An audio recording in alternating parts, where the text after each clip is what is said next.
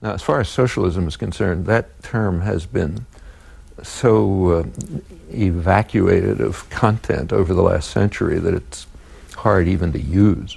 I mean, the Soviet Union, for example, was called a socialist society, and it was called that by the two major propaganda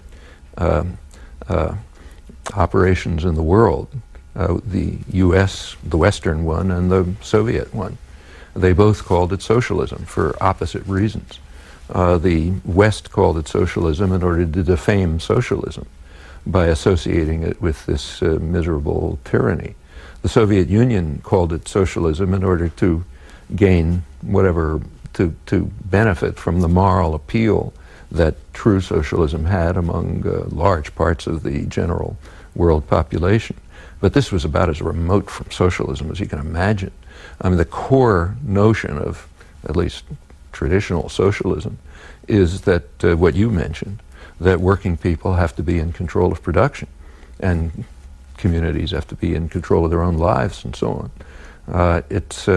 And you know, this goes, the Soviet Union was the exact opposite of that. Working people had no control over anything. They were virtual slaves. And the collapse of the Soviet Union is in fact a small victory for socialism, in my opinion. It eliminated one of the major barriers to it and should have been recognized as such.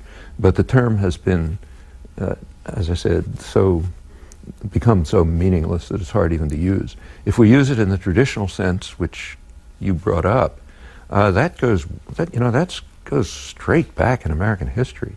You read the working class press in the mid-19th century, you know, press published by artisans and what were called factory girls, young women from the farms working in the textile mills in eastern Massachusetts, which was the center of beginning of the Industrial Revolution.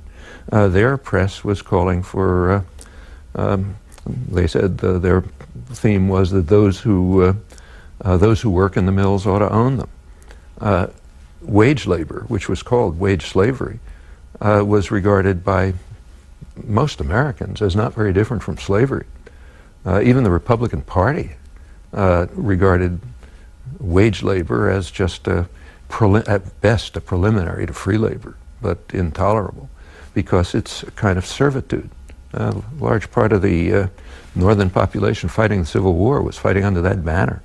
This goes straight through the 20th century, the idea that people should be in control of their own destinies and lives, including the institutions in which they work, the communities in which they live, and so on. Call it what name you want, but that's traditional socialism.